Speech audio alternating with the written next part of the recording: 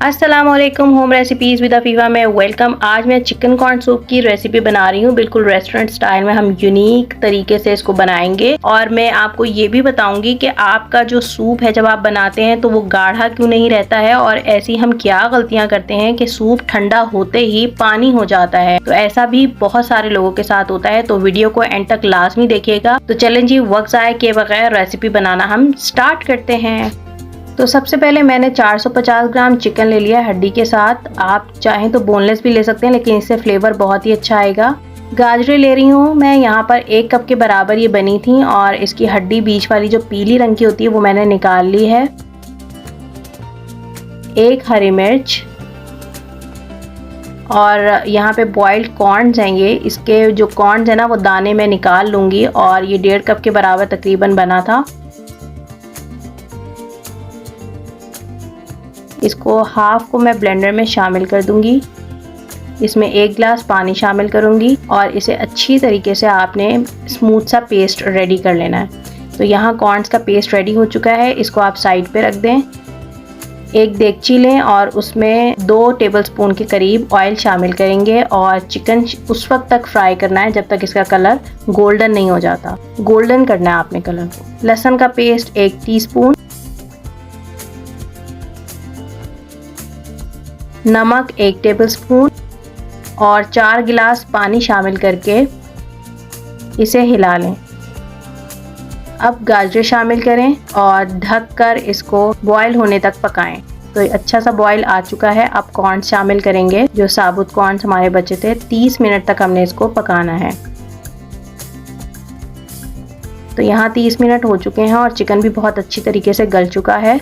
Chicken बाहर निकाल लेंगे और गाजर को इस तरह से हम स्मैश कर लेंगे। एक बड़ा मैंने देगचा ले लिया है जिसमें मैंने ज़्यादा बनाना है। 3 लीटर पानी शामिल किया है मैंने। इसके अंदर एक जो हरी मिर्च थी वो शामिल करेंगे। अगर आप चाहें तो कट भी लगा सकते हैं हरी मिर्च को, मैंने नहीं लगाया था। नमक हस्बे ज़रूरत, काली मिर्चें पाउडर और सफ़ेद मिर्च पाउडर आप शामिल कर दें। कॉर्न्स की प्यूरी शामिल करें और इसको हिला लें।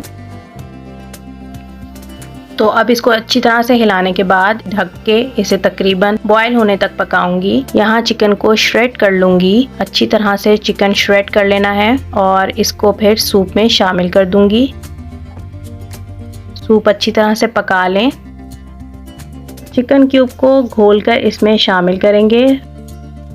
रेड चिली सॉस 2 टेबलस्पून में शामिल कर रही हूँ। ये सिर्फ मैं आपको दिखाने के लिए शामिल कर रही हूँ, वरना मैं अपने सूप्स में बिल्कुल भी विनेगर, सोया सॉस और इन चीज़ों का इस्तेमाल नहीं करती हूँ। क्यों नहीं करती हूँ ये मैं आपको एंड में बताऊँगी। 2 अंडे लेके उसको फेंट लें। बबल्स इसमें नहीं बनने चाहिए और इस तरह से हिलाते हुए सूप में अंडों को शामिल करना है। अब 5 मिनट तक आपने इसी तरह से इसको पकाना है ताकि अंडों का कच्चापन ख़त्म हो जाए। यहाँ पर मैं 1 कप कॉर्न स्टार्च का इस्तेमाल कर रही हूँ। इसे मैं पानी में घोल लूँगी अच्छी तरह से और फिर इस तरह से हिलाते हुए मैं सूप में शामिल करूँगी। 10 मिनट तक आपने इसको डालने के बाद सूप को पकाते रहना है, जिससे इसकी थिकनेस बहुत अच्छी हो जाएगी। तो देखें कितना अच्छा सूप रेडी हो गया है। अब इसको डिश आउट करते हैं। तो देखा आपने कितनी आसानी से यूनिक स्टाइल में चिकन कॉर्न सूप रेडी हो गया है। बिल्कुल रेस्टोरेंट स्टाइल में ये बना है। एक बार ज़रूर ट्राई करें, आप कहेंगे कि क्या ही सूप बनाया है। अब मैं उस गलती की बात कर लेती हूँ जो हम अक्सर करते हैं सूप बनाते वक्त, और आज मैंने भी आपको दिखाने के लिए स्पेशल वो गलती की है। सॉस, विनेगर या सोया सॉस हम सूप बनाते हुए इस्तेमाल करते हैं। इससे हम समझते हैं कि टेस्ट बहुत अच्छा आएगा। यकीनन टेस्ट बहुत अच्छा आता है, लेकिन इसका नुकसान ये होता है कि सूप जैसे ही ठंडा होता है तो वैसे ही वो पानी छोड़ देता है। इन चीज़ों में सेट्रिक होता है, तो ये कॉर्नफ्लोर की थिकनेस को काट देता है, जिससे सूप अपनी लिक्विड पोजीशन पर वापस आ जाता है, यानी इसकी थिकनेस बरकरार नहीं रह पाती है। तो आपने इस टिप को ज़रूर ट्राई करना है। आप ज़रूर इन चीज़ों का इस्तेमाल करें, सॉसेस का, लेकिन सर्विंग के टाइम पर इस्तेमाल करें। आप यकीन करें कि आपको ये टिप लाजमी कारामत लगेगी। मुझे फीडबैक में ज़रूर बताना है कि आपको ये टिप जो है वो कारामत लगी या नहीं लगी। जाते जाते चैनल को सब्सक्राइब और नोटिफिकेशन को प्रेस कर दीजिए। रेसिपीज़ पसंद आए तो लाइक शेयर कमेंट करना हरगिज़ मत भूलिएगा। मुझे दुआ में याद रखें। अपने प्यारों का ख्याल रखें। अल्लाह हाफिज़।